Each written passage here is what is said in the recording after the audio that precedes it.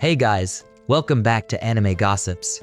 This is my recap for the anime Alya sometimes hides her feelings in Russian. The story begins with a beautiful girl entering a school.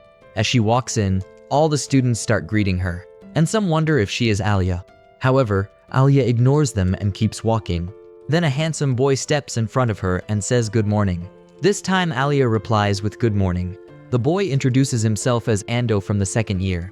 He tells Alya that he heard a lot about her from her sister, so he has always wanted to meet her. He then asks if she would like to have lunch with him, but Alya quickly denies it. Ando laughs in shock and then asks if they can exchange phone numbers. But Alya responds that she's not interested in him.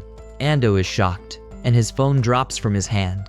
As Alya walks away, she warns Ando that the necklace he's wearing is against the school rules.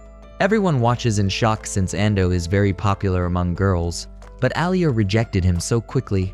After that, Alya reaches her classroom and notices Kuze sleeping.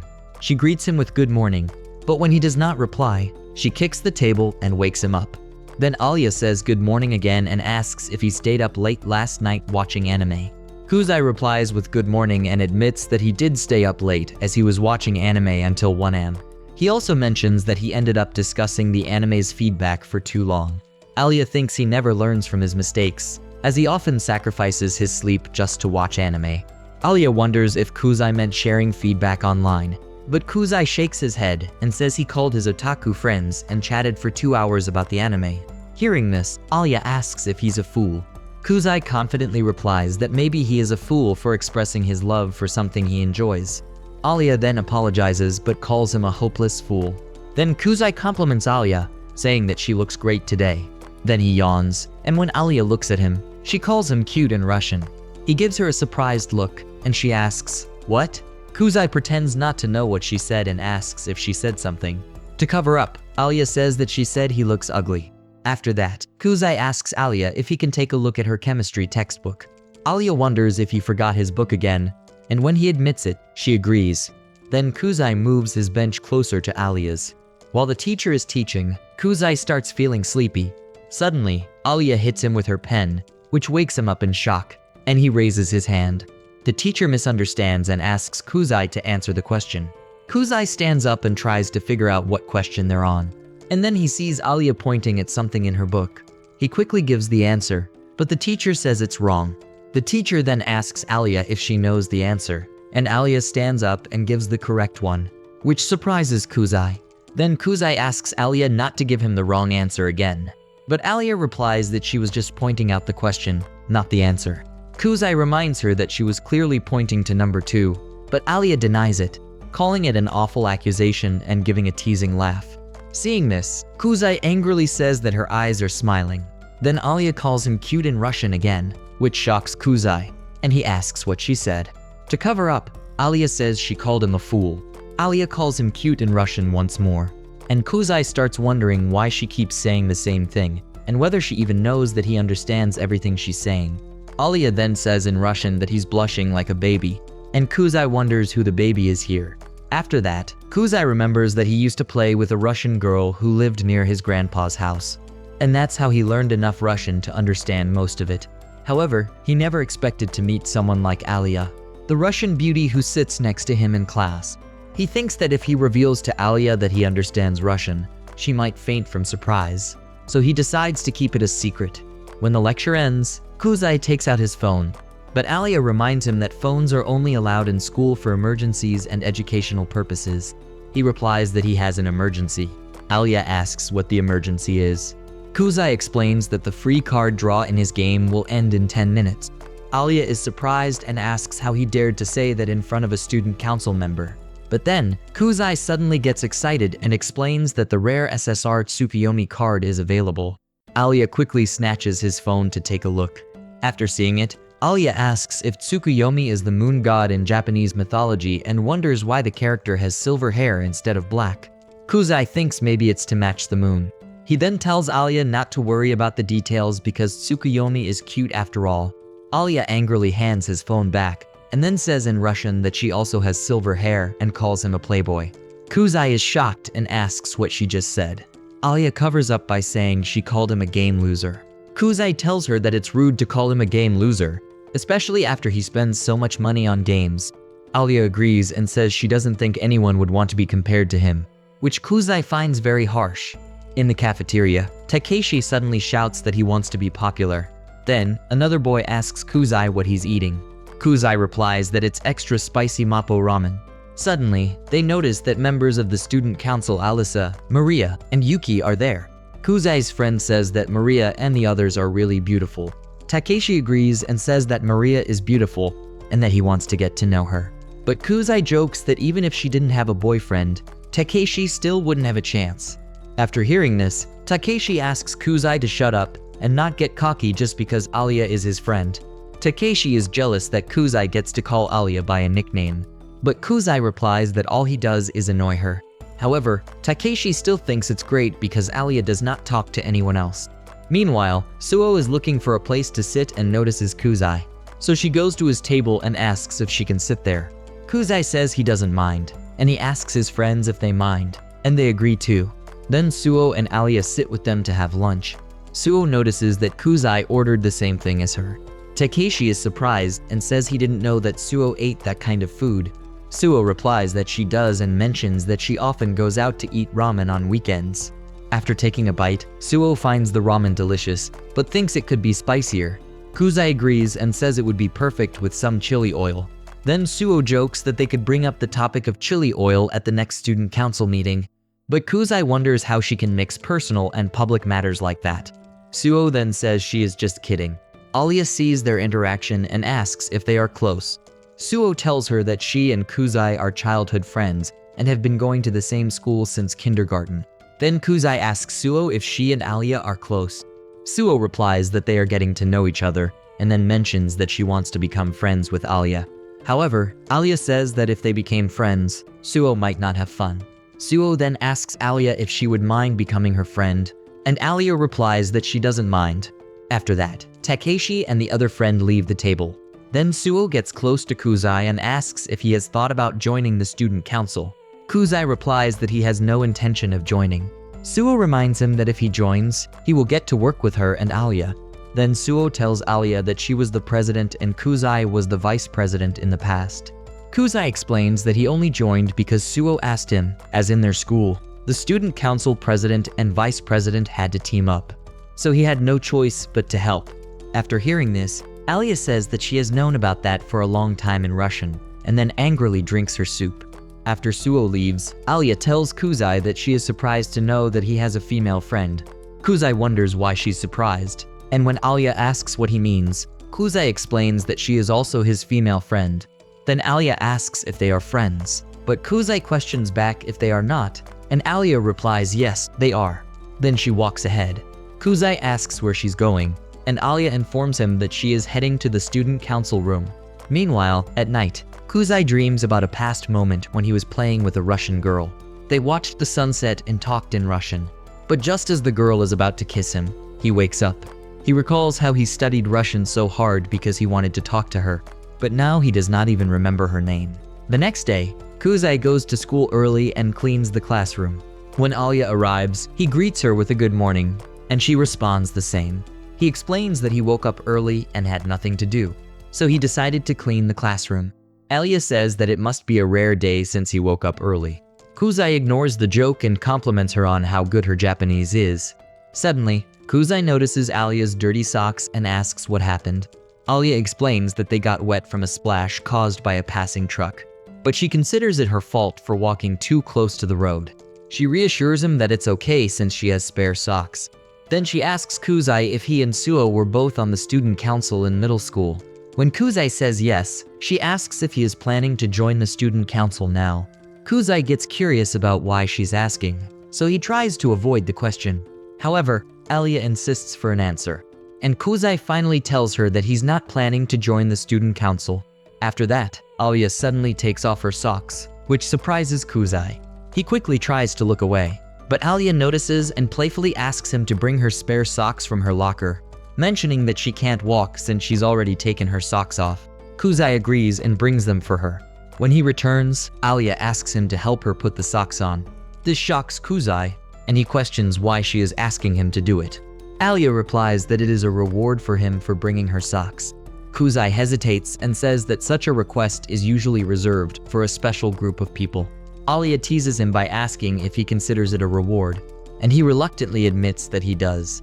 Then she quietly says that this is also a reward for her in Russian. After hearing this, Kuze wonders why Alya uses Russian to hide her true feelings, and thinks that she might be teasing him on purpose. Alya sees him confused and asks what's wrong.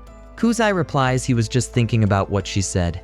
Alya quickly covers up by saying that she called him a wimp, then tells him to forget it, and that she will put the socks on herself. But this time, Kuze gets serious and grabs her leg. As he starts putting the socks on her feet, his hand accidentally slips and touches a place that he shouldn't have. Alya gets shocked and kicks him in the face, and then walks away. After realizing he messed up, Kuze wonders what to do next. After some time, Kuze stops Alya, and she asks him what he wants. Kuze struggles to find the right words. Then Alya calls him a pervert with a foot fetish in Russian. Kuze asks if she can forgive him now. Alya replies that she's not angry anymore and even apologizes for kicking him. She asks if he's okay, and Kuze says yes, though she seems unsure and moves closer to check his neck. Kuze quickly steps back and insists that it doesn't hurt at all. Suddenly, he thanks her for showing him something good. Alya gets shocked and realizes that he might have seen her underwear. Kuze confirms this by thanking her again for showing him something so beautiful. Alya gets furious and punches him in the face. She then calls him a fool in Russian. To calm her down, Kuze asks her to take pity on his neck. He starts chasing after her and apologizes for going too far, but Alya angrily tells him to shut up and stop following her. Kuze suggests they sit and talk, but Alya replies that she has nothing to say. Then, she suddenly jumps over a wall, and Kuze realizes how athletic she is. After 10 minutes, both Kuze and Alya get tired, so they sit down to rest on some stairs. Kuze asks Alya if she's okay, and she replies that she would not be in this condition if he had not chased her. Kuze agrees and apologizes, but then Alya says it's her fault as well. Then, Kuze offers her a can of red bean soup. Alya suspiciously asks what he wants. Kuze sweetly replies that he hopes it can be a small token of his apology. Alya tells him not to be so dramatic, but takes the soup, mentioning that she's only accepting it because she's thirsty. Then, Alya asks in Russian if he wants a drink. Kuze is shocked and wonders if she means an indirect kiss, and if saying yes would mean he can kiss her indirectly. To avoid the situation, he pretends not to understand and asks her what she said. Alya quickly covers up by saying she meant that after exercising, they should drink something sweet. Kuze replies that usually people drink something cold after exercising. Alya then gives a playful smile and says in Russian that he doesn't know anything. But inside, Kuze is screaming that he understands everything. After a while, Kuze arrives at the supply room, and Suo gets happy to see him. When Kuze asks her why she called him there, Suo gets a bit upset and scolds him, saying that he should apologize for making her wait. Kuze does apologize, but in a teasing way, and Suo cutely admits that she was waiting for him. Just then, Alya arrives and says that they seem too close. Kuze gets surprised to see Alya, but Alya tells him that she was there the whole time and apologizes for bothering him. Kuze says it's okay, but thinks she's being a jerk. Then Kuze asks Suo if she wants him to tidy up the supply room, and she agrees.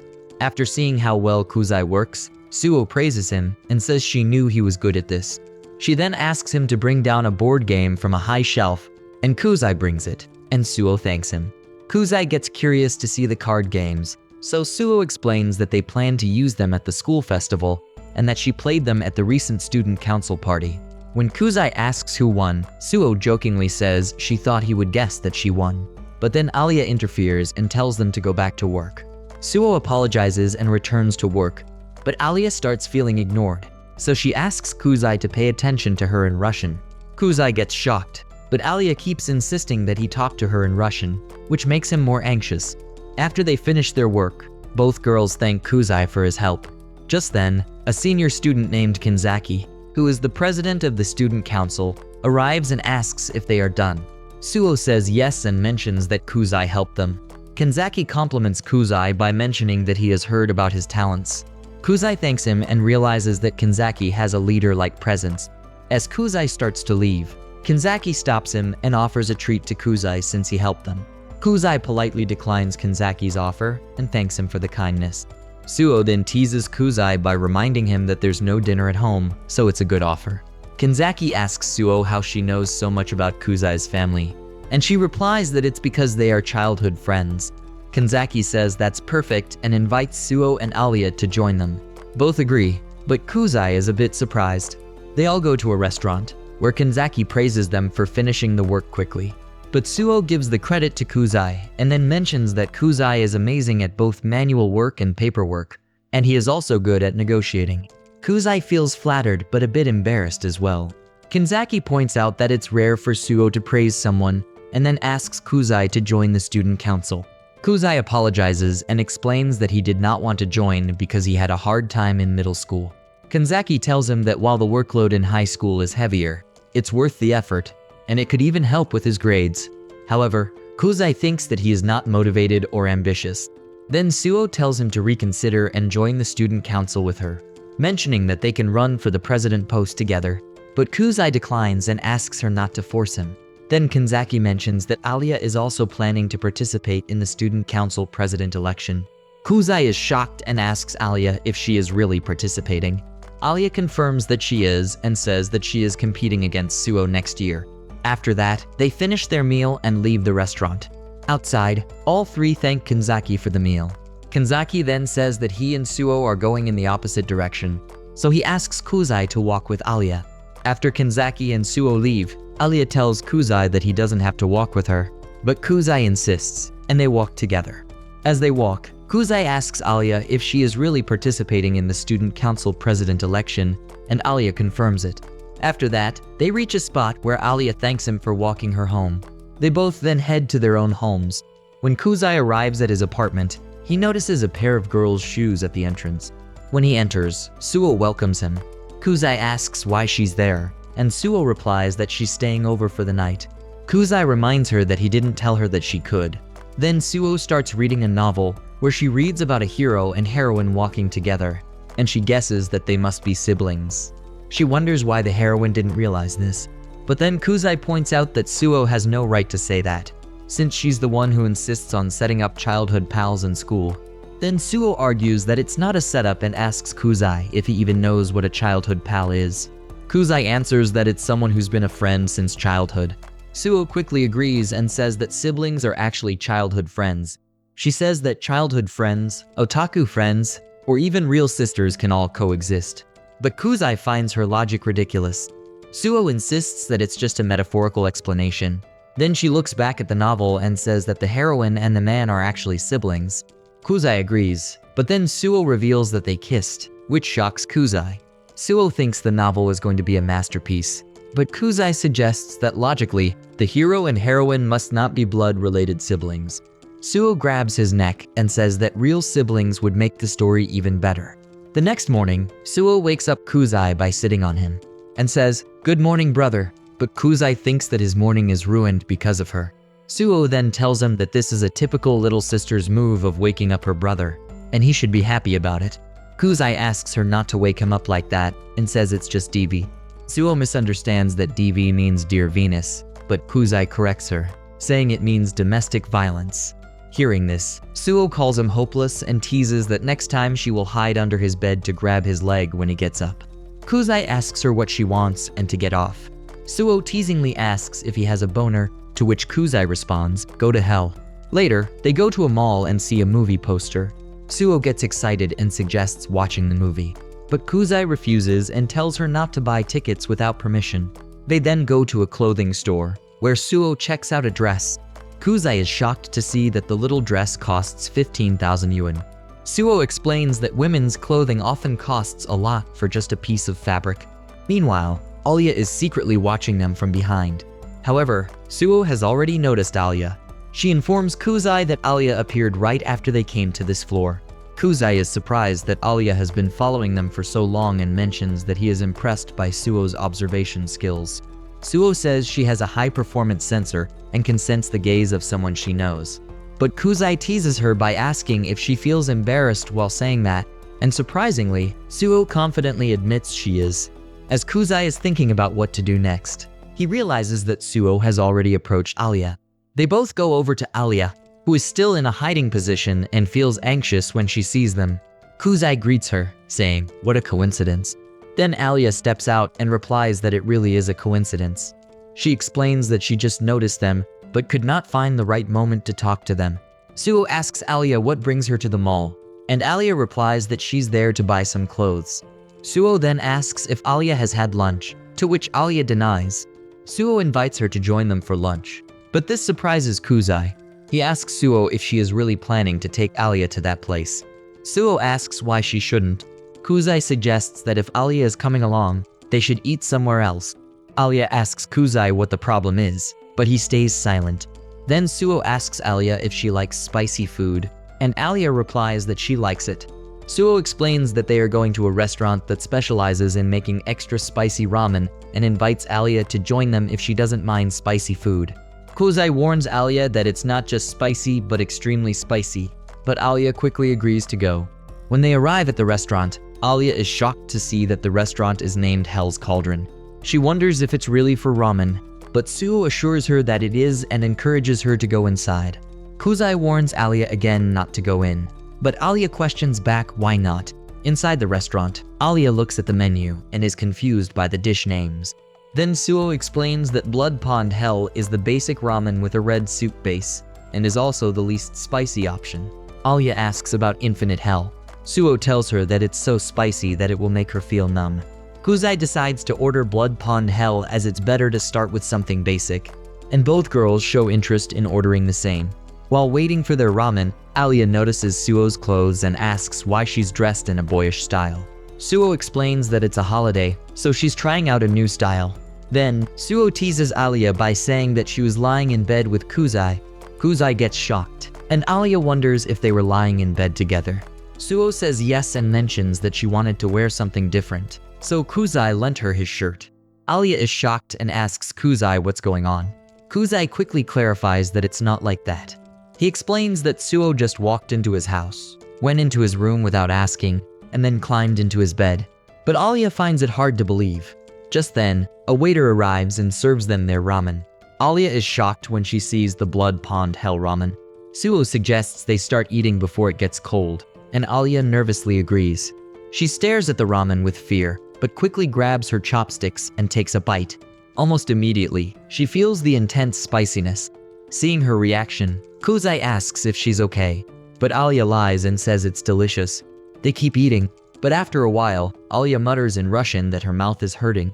Kuze tells her not to force herself to eat more, but Alya insists that it's delicious, even though Kuze knows she's in pain. Then Alya says in Russian that she can't eat anymore.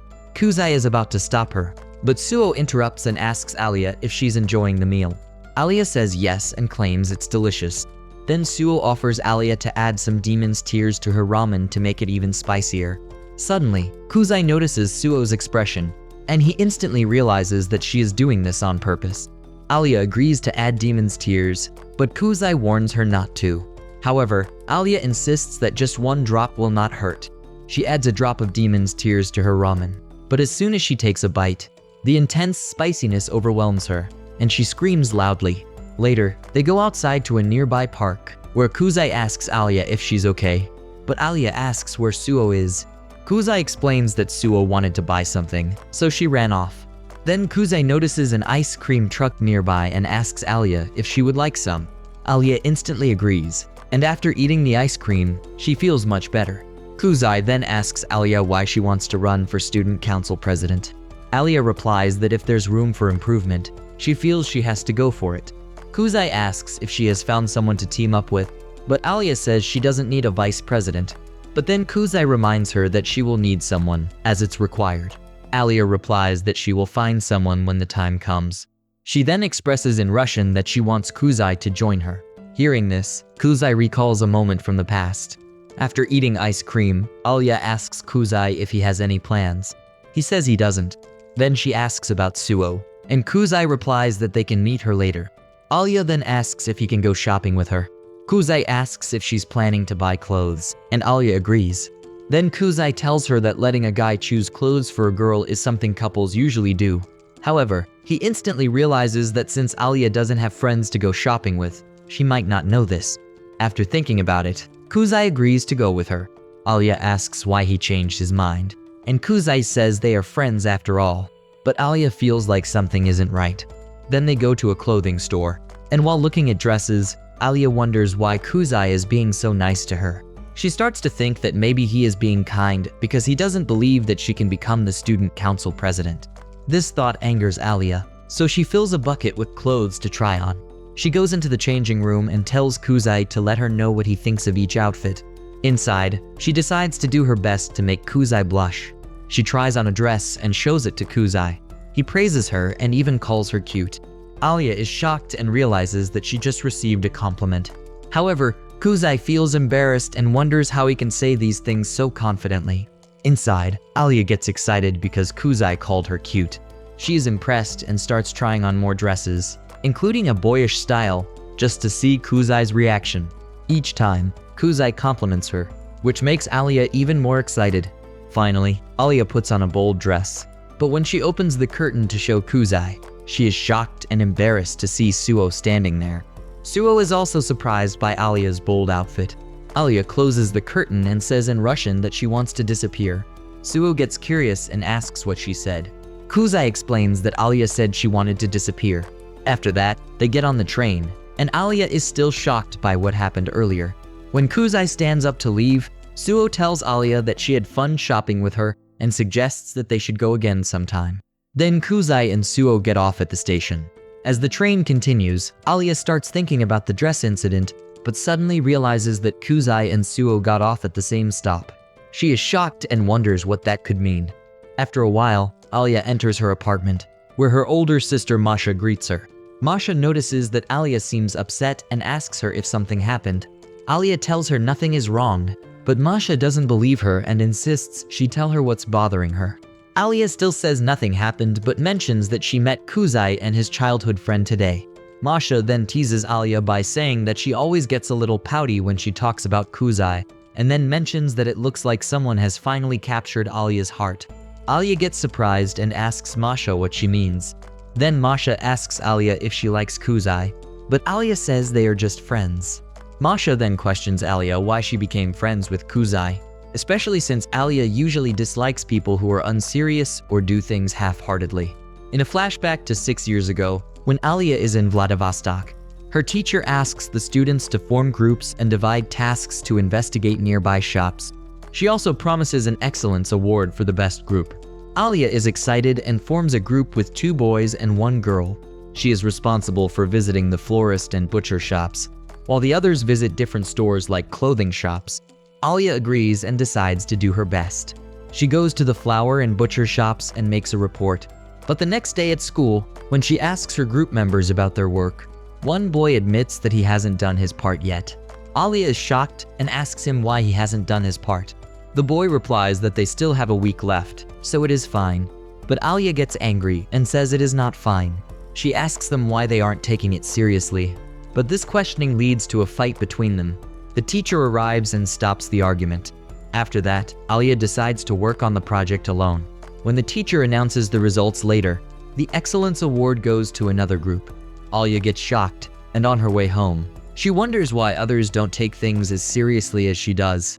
She realizes that it is her fault for expecting too much from others and tearfully decides to do everything by herself from then on. A few years later, Alya transfers to a new school, where a girl asks her if she really passed the difficult transfer exam. Alya agrees, and then a boy asks if she lived in Japan before, since her Japanese is so good. Alya agrees and says that she lived in Japan for 5 years. After that, they leave, but Alya notices that Kuze is still sleeping despite the noisy surroundings. She wakes him up by reminding him that class is starting.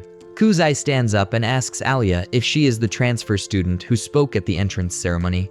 Alya agrees and introduces herself. Then Kuze introduces himself too. After that, Kuze notices Hikaru and says he is also in this class. Hikaru replies that he has always been there and mentions that Takeshi is in this class too. Alya then starts noticing Kuze's habits, like forgetting his textbook at home, being lazy during workouts, and falling asleep in math class. Seeing Kuze sleeping, Alya wonders if prestigious schools also have lazy students like him. A few days later, the school festival is announced, and the haunted house theme is decided for their class. While other students are worried about how they will get everything done in time, Alya is busy working hard stitching a dress. As school ends, two girls approach Alya and ask if she is going home. Alya replies that she is not, as she still has work to do. The two girls leave, but Alya overhears them gossiping about how they aren't taking the festival seriously, which makes her feel sad. This makes Alya think about how things feel the same as in the past. But then she accidentally hurts her finger. She decides not to give up and to keep working hard, even if she has to do it alone. Just then, Kuze arrives and notices that Alya is still there. Alya asks why he is still at school. Kuze replies that something has come up, and he tells Alya that she should go home, mentioning that they could work on the task together tomorrow. But Alya tells him not to worry, as she will finish the work and go home afterward. Then, Kuze informs her that he has asked the handicraft club for help with making the costumes, and shows her a permit for using the boarding house. Alya asks how he got it. Kuze explains that he asked the former president for help and used her connections. He also mentions that the handicraft club agreed to help if he lent them some boys. And now he is confident the boys will help once he tells them. It is a good chance to show the girls how reliable they are. Then he asks Alya to go home for today and says there is no point in working so hard on her own. Hearing this, Alya gets angry and asks Kuze what he means. She tells him that if she is going to participate in something, she wants to create something excellent, not something half-baked. She doesn't want to compromise on her work. Alya then asks how she is wrong for caring for her work when others don't. Kuze tells her that she is just working in the wrong direction, and then explains that the school festival isn't something to do alone, as it is something everyone should do together. He says that if Alya wants to make something excellent, she should motivate everyone to think that way too. Kuze mentions that others might get upset with her approach, but then apologizes for saying that. Alya then leaves, telling Kuze she is going home. Kuze says okay and thanks her for her hard work. As Alya walks home, she wonders what Kuze meant. When the day of the school festival arrives, everyone works together, and their class performs so well that they win an award. That night, all the students participate in a folk dance on the playground. When Alya arrives, Kuze notices her and praises her work. He mentions that the school is really old-fashioned when it comes to after-party traditions. Alya asks if she can sit next to him, and Kuze agrees. He then asks if she is not dancing and jokes that she must be popular with the boys. He also asks if she doesn't know how to do folk dance. Alya finds this rude and tells him that she can easily learn such a simple dance since she did ballet as a child. She further explains that she used the excuse of not knowing this dance to turn down everyone's invitations. Kuze thinks that must be tough for her, but Alya replies that she is used to it. Kuze understands and says that's why people call her the solitary princess. Alya asks him what he means by that, and Kuze explains that other students call her by that nickname. Kuze notices Alya's expression and asks if she is unhappy about it. Alya admits that she might be. Kuze then asks if it is because the name suggests she has no friends. Alya tells him that's not it, but asks him not to use such a negative tone. Kuze apologizes, and Alya explains that she doesn't like being called a princess because it makes her sound like a fairy tale character who knows no hardships. Hearing this, Kuze wonders how Alya interprets the nickname. Alya then says that in terms of appearance and talent, she might be more gifted than others, but she never thought of relying on those things, and she doesn't like it either. Kuze understands and promises not to call her solitary princess anymore. Alya thanks him, but Kuze is confused and asks why. Alya explains that she was wrong to think that she should do everything alone, as if she had. She would not have been able to enjoy the school festival like she did now. Kuze tells her not to worry about it and reminds her that all he did was help with the paperwork. Alya then asks Kuze if he wants something as a token of gratitude for her past behavior. Kuze thinks for a moment and asks if, in Russia, people have a habit of calling each other by special nicknames. Alya agrees and says her family calls her Alya. Kuze then says all he wants is to call her by that nickname. Alya asks how that counts as a token of gratitude. Kuze replies that since everyone in class looks up to her, if he becomes the only guy who can call her by her nickname, it will make him very happy. Alya asks if he's being silly, but Kuze just thanks her with a smile. Just then, 3 students approach Alya and each asks her to dance with him, but Alya says no. The boys keep insisting, but Alya still refuses. At that moment, Kuze steps in, grabs Alya's hand, and then tells the boys that she already has plans with him. Then he takes Alya to the folk dance area, while Alya feels shy. Kuze asks Alya if she was serious when she said that she could learn the folk dance by watching. Alya agrees, and Kuze asks if he can see her dance now. Alya confidently replies, "Bring it on." The next day, Kuze is sleeping in class, and when he wakes up, he notices Alya looking at him. He asks her what is wrong since she is staring at him like he is trash. Alya calls him a scumbag, and Kuze says that's too harsh. Back to the present, Alya finishes telling the story, and Masha asks if she has fallen in love with Kuze, but Alya denies it. Masha mentions that the story sounded like they were falling for each other. Alya asks her not to describe it that way and reminds her that they are just friends. Masha then says that going from friends to lovers is common, just like what happened with her and Sa. Alya hesitates, but admits that she could consider it since Kuze is capable and trustworthy.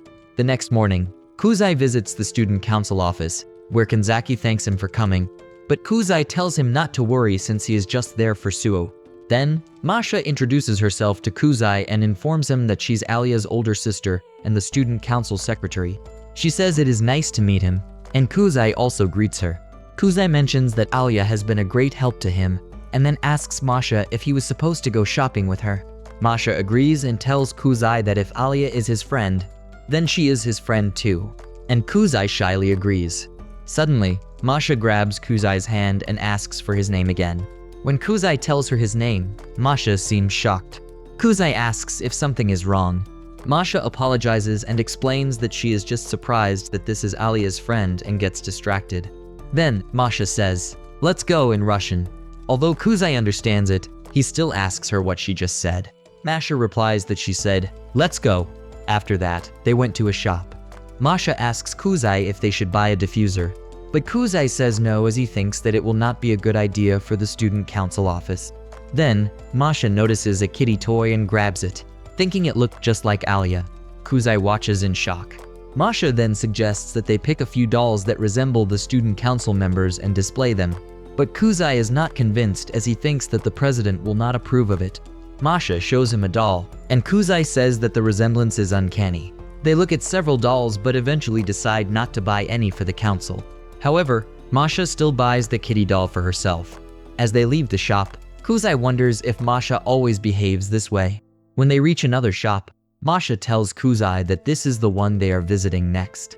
Then Masha gives the Alya kitty to Kuze and other items that she is carrying.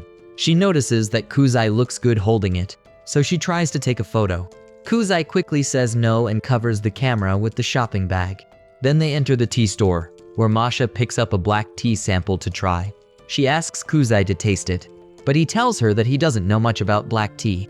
Suddenly, Kuze remembers a moment from his past when his parents separated. He chose to stay with his father, but Suo, who was sick at the time, ended up staying with their mother. Masha notices that Kuze is lost in thought, so she asks him if something is wrong. Kuze replies that it is nothing. Masha then gently places her hand on his face and mentions that he looks like he is in pain.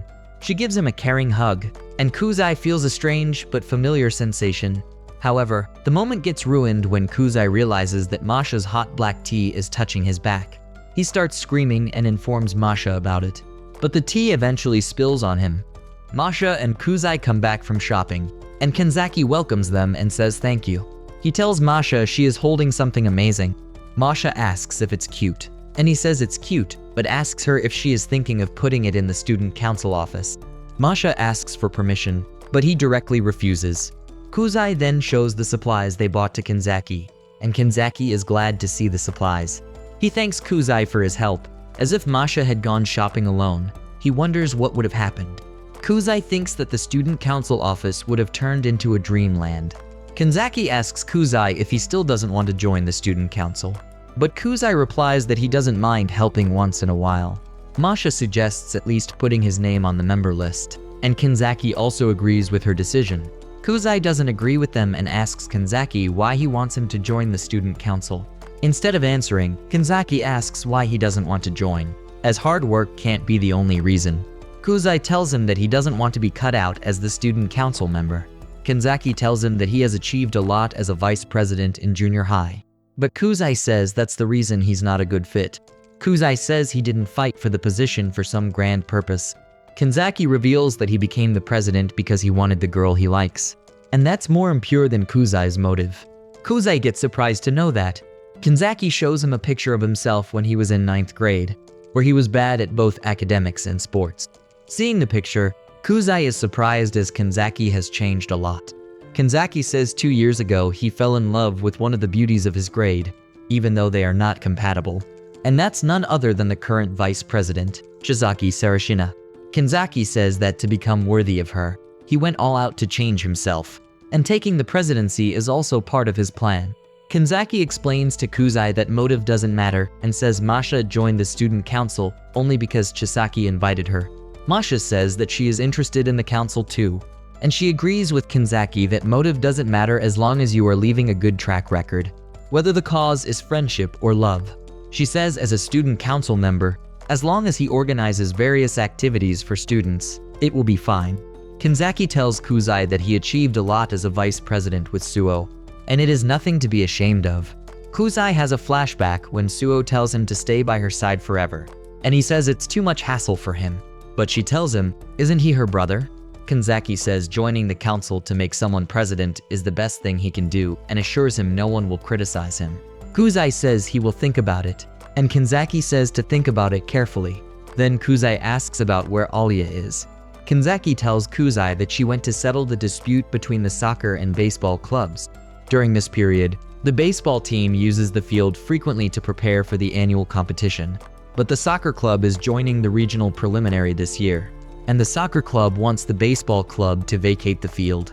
Kuze asks if Alya went to mediate that. Kanzaki agrees and says neither club wants to give in. He says Chizaki usually handles club dispute matters, but she is busy with the kendo club today. So he sent Alya for her experience, but it's not easy. Kuze takes his leave as he is going to check if the clubs are fighting. The soccer club suggests the baseball club players to play at their home ground, while the baseball club says they have been practicing every year and the field was booked a long time ago. The soccer club says their game is just a friendly match. Alya tries to calm them down, saying criticizing each other is pointless. One of the soccer club members asks her if she has any alternatives, and she suggests using the riverbank nearby as an alternative practice field. The soccer club members tell the baseball club members to use the field at the riverbank, but the baseball club asks them to use it instead. However, they say the school field's condition is better. Both club members are speaking, but their captains remain silent. The soccer club says they have more members than the baseball club, and travel time is also an issue. Both clubs start arguing, and Alya knows no one will hear her as she can't move people's hearts. She has a flashback where she realizes the outcome was bad because she had expectations from others. So she decided to do everything alone, knowing no one would follow her. Alya thinks it's her mistake, as she always looks down on others and pushes them away. This is the price she has to pay for being alone. And now no one is listening to her. She can't help but cry for help in Russian. Meanwhile, Kuze comes in and apologizes for interrupting their discussion and introduces himself as the General Affairs Officer from the Student Council. A few moments earlier, Kuze came to check only to find both clubs arguing with each other. He hears both sides arguing and knows starting a new discussion could help. He feels sorry for Alya, but it's an experience for her. He is about to leave, but hears Alya crying out for help in Russian. Kuze stops and thinks that's why she is always alone, as she is crying for help in a way that no one can understand. Back to the present, as he steps in, some recognize him as the vice president in junior high. Kuze tells them that he was sent by the president. He asks if they are arguing over the distribution of the school field and riverbank field, to which the baseball captain confirms it. He proposes his plan considering the number of people moving. He suggests the baseball club practice at the riverbank, and in exchange, the soccer club, with more members, has to send someone to the baseball club for support. The baseball club disagrees initially, asking why they are the only ones being pushed to the riverbank field. And then both clubs start arguing. Kuze keeps his eyes on the soccer club's manager, who soon agrees to support the baseball club, and the baseball members agree after hearing that. The soccer club shows some attitude, but their manager tells them to be patient as they are being allowed to use the school field. Both captains agree, and the dispute gets resolved. Kuze says they should come to the student council office tomorrow to fill out the application forms. As Kuze and Alya are on their way to the student council office, Kuze apologizes to Alya for interfering and asks if he embarrassed her. Alya replies he didn't and asks why he proposed that plan, as from her perspective, the baseball club wasn't going to accept it. and she thinks that Kuze knew the manager would say yes. Kuze is impressed that she noticed it. She says she could tell because when the baseball club was protesting, she noticed Kuze staring at the senior. Kuze tells her that the senior is dating the captain of the baseball club, which surprises Alya. Kuze also says that the baseball club captain and the soccer club manager are a couple, and when they confirmed their relationship, it surprised everyone. That's why the baseball club captain remained silent during the argument, as he was concerned about his girlfriend because he couldn't mix business and pleasure, while his girlfriend felt awkward because she knew the soccer club was being unreasonable. That's why Kuze knew if he proposed the plan, she would definitely go with it. Also, the baseball club would be happy being supported by cute girls, while the soccer club would be happy having control of the school field. He also mentions that those two can overcome club barriers and would be able to go on dates during practice, which is a win-win situation for everyone. Suddenly, Kuze notices Kanzaki and wonders why the president is there. Kanzaki asks if the negotiation went well. Kuze agrees, and Alya says it's all thanks to Kuze, to which Kanzaki appreciates Alya. Kuze asks Kanzaki if it was all according to his plan, and at first, Kanzaki doesn't admit it, but eventually, he does. Kanzaki asks Kuze if he has made up his mind, and Kuze says he wants to be a member of the student council. Kanzaki says he looks forward to working with him and asks him to come with him to the office without delay. It's already evening, and Kuze and Alya are walking home. Kuze is thinking that he has fallen into the president's trap as Kanzaki was in such a hurry to fill out his form for student council membership. Alya asks Kuze if he really wants to join the student council president election with Suo.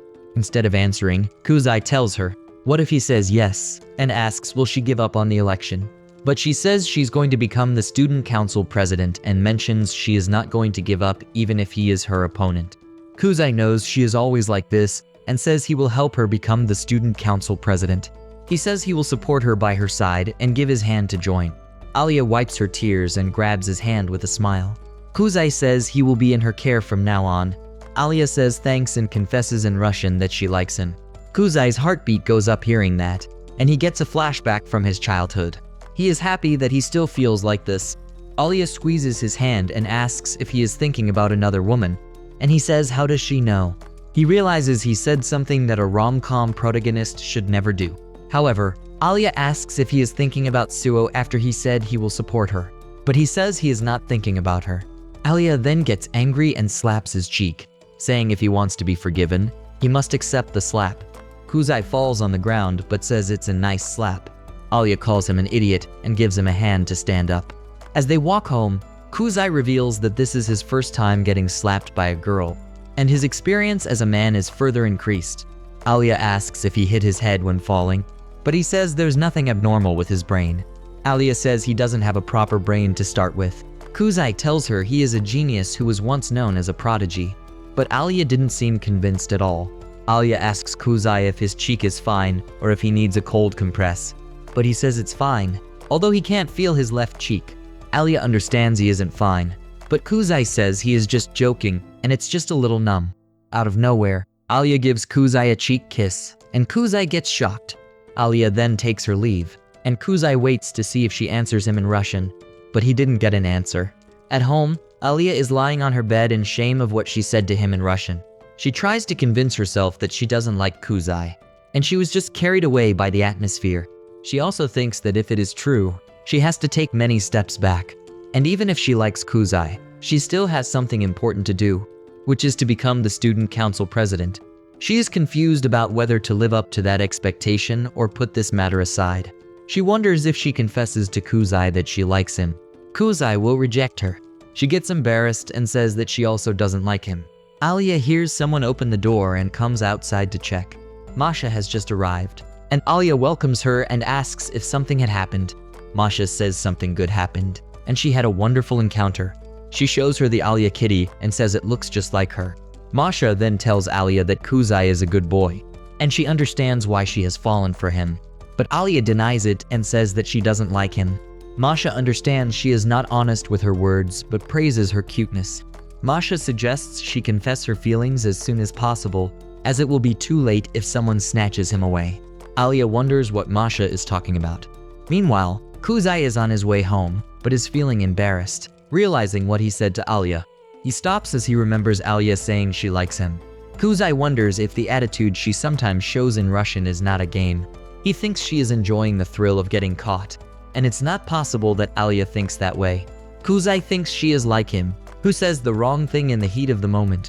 Kuze says she might have come to her senses by now and is almost filled with shame and regret. He has a gut feeling that this is the case. Kuze remembers the moment when his mom argued with his dad when his dad came back late and apologized to his mom. But she didn't accept the apology because he doesn't even come home due to work. Back to the present, Kuze feels like an idiot for worrying about an uncertain emotion like love. He realizes the gravity of his words that he will support Alya, as he just dumped the burden of their family on the shoulders of Suo and ran away, which he thinks is a bit funny. Kuze enters the home and sees Suo's shoes. He remembers she told him earlier that she was busy. Kuze then thinks what happened to him today was a trap to get him into the student council, and Suo must be a part of it as well. Kuze opens the door and sees Suo changing. Suo tells him he is a pervert, but Kuze tells her she is waiting for the right time to come out. Suo says to Kuze that he noticed it, and Kuze replies that he did. Then he says she came out because she heard him closing the main door. Then Suo grabs him and asks if he isn't curious why she's doing this.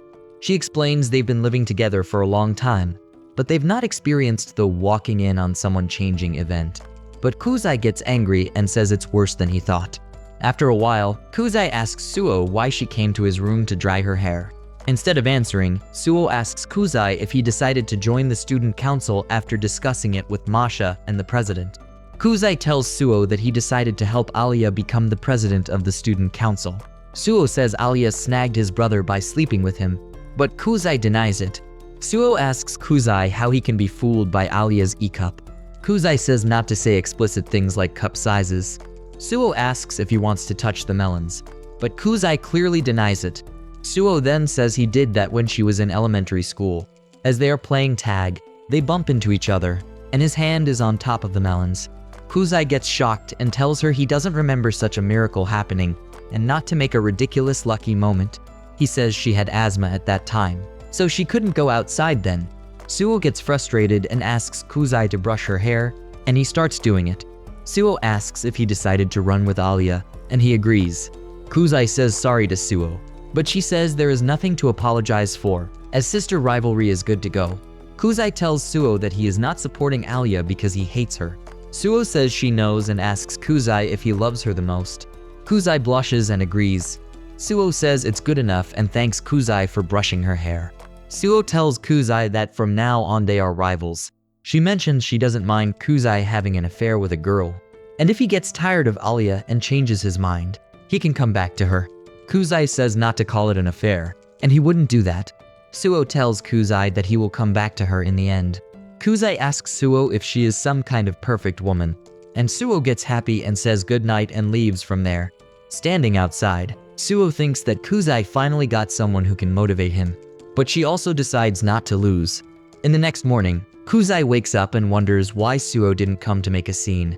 Then he thinks if he hurt her feelings yesterday, but he knows Suo is not that kind of person. Kuze leaves his bed thinking of Suo, but as he steps, Suo grabs his leg, and he gets hit against the door. Suo asks Kuze if he thinks she will end this issue by being serious, so he is wrong as she is a woman of her word. Then she tells Kuze to pull her out as she is stuck under the bed. Kuze takes his blanket and pushes it onto Suo's face. Kuze says he is burying her and asks if she is a sheltered lady. Suo asks what's wrong if she is a sheltered lady. In the school, Alya is looking at Kuze's bench and is waiting for him. Alya wonders why she cares so much and thinks Kuze will come to school with a sleepy face as usual. Hikaru says good morning to Kuze, and Alya gets shocked seeing him. Kuze says good morning to his friends and then to Alya, and she also says good morning. Kuze asks if she is previewing the material, and she says yes. Kuze asks what's the matter, and Alya says it's nothing. Kuze sits on his bench, and his friend tells him he and Takeshi were thinking of going to karaoke, and Kuze also agrees. Alya thinks Kuze looks kind of down usually, but today he is shining and looking cool. Alya again thinks why she is thinking that while it is nothing, and she is sure that Kuze didn't get enough sleep again. Kuze takes class attentively, and Alya thinks, why isn't he sleeping? Alya thinks Kuze might be changing his habits for her sake. After a while on the volleyball court, Alya's friends call her, and she hits the ball quickly. Everyone call Alya cool and amazing, while Kuze gets hit by a ball at his back, and Alya feels concerned. Sitting on the stairs, Kuze gets hungry, and Alya comes there and asks him if he is alright. Kuze asks why she is there, and Alya tells him she is wondering if he is fine. Kuze says she saw everything, and Alya asks if he is really fine and wants to see the nurse. Kuze says he is fine, and he came out for fresh air as the gym was hot. He also says he will go back after a short rest. Alya says let her check, and she puts her hand on Kuze's forehead. But she says it's hard to tell like this. Kuze then notices Alya's melons and wonders if they are E-cup or bigger. Alya starts tying her hair, and Kuze gets a glimpse of her armpit. He blushes and thinks if Alya really did that on purpose. Alya asks Kuze what's wrong, and Kuze gets shocked and says it's nothing. After a while, Kuze drinks water and sees Alya and thinks of something weird, so he washes his head. Alya asks what he is doing. Kuze says he just wants to clear his head. Masha comes from behind and asks Kuze what's wrong or if he is trying to be a sweaty hunk. Kuze greets Masha and says he wants to clear his head. Masha asks him if there is something in the sky, and Kuze says it's clouds. Masha says to Kuze that he is wet and asks if he has a towel. Kuze says no, but he tells her his hair will dry naturally. However, Masha rubs his head with her towel and tells him to lower his head. Kuze sees her melons and thinks he never thought such an event would happen. Masha says his hair is dry now and asks if he feels more refreshed. Kuze agrees and says he is feeling refreshed. Alya says it's enough and tells Kuze that they should go back now and asks Masha to go to her class as well. Masha says she just came here, and Alya says they are going back. Masha says bye and asks to see him after school. Kuze says he will see her after school and says thanks for the towel. Kuze thinks this is the time when he will be called dirty. However, Alya asks him if he is fine now and if the spot where he got hit by the ball doesn't need ice on it. Kuze gets surprised as Alya thinks he was using water to cool his wound. Kuze says he is fine and his wound is not swollen. Alya asks if it really is, and Kuze says he is really fine. Kuze wonders why Alya is so gentle with him. He thinks of the kiss and asks Alya why she is so gentle with him today. Alya says because he was looking a bit down today. She is worried that something happened to him. Kuze thinks she might be behaving like this because of what happened yesterday. Kuze says he is not feeling down. It's just that he didn't have breakfast. Alya's face becomes red, and she says she was wondering why he was so focused in class today. And it turns out he wasn't able to sleep because he was hungry. But Kuze says he is hungry because he had a good sleep. Alya becomes angry, thinking Kuze had a good sleep while she wasn't able to sleep because of him. Alya thinks of Kuze as an unserious guy who sleeps like what happened was nothing to him. Alya's angry face scares Kuze, and he says, God said that if someone hits you on the right, turn your cheek to let them hit you on the left. Alya gets frustrated and leaves from there, saying she was worried for nothing. Alya thinks Kuze is the worst, and she knew she wouldn't fall for a guy like him. Kuze gets happy as Alya behaves in her usual way. After the class ends, Kuze asks Alya if she wants to go to the student council office with him. Alya walks with him while Kuze is thinking if he went too far. They see the soccer and baseball club guys taking their leave when they reach there. Kuze opens the door and sees Chisaki's threatening look. Kuze says maybe he came to the wrong place and was about to close the door, but Chisaki stops him. Chisaki apologizes as she thought those baseball and soccer club guys had come again. Kuze asks her what they did, and she tells him her cute junior went to mediate their disputes. But those guys didn't accept the advice and continued arguing, so that's why she gave them a slight warning. Kuze tells Chisaki that using the bamboo sword was too much. Chisaki tells Kuze not to worry, as she can eliminate someone with her fists, but won't with a bamboo sword because the sword will break first. Kuze thinks he heard about a girl called Chisaki, the boss lady, and now he witnesses something like that. Chisaki tells Kanzaki to say it for her, and he tells Kuze that he doesn't need to be nervous, as Chisaki didn't use violence. Kanzaki also says Chisaki has just threatened those guys with her violent background. Chisaki tells Kanzaki to hold on and starts hitting him, and Kanzaki says sorry to her. Kuze thinks how warming this interaction is, and Kanzaki tells Chisaki to stop, as she will dislocate his shoulder at this rate. Masha enters the room and asks if she is too late. Masha says it's enough fooling around in the student council, but Chisaki says it's not like that. Chisaki says sorry to Kanzaki and asks if he got hurt. Kanzaki tells her he is fine, as his shoulders were a bit stiff, so he is perfect now.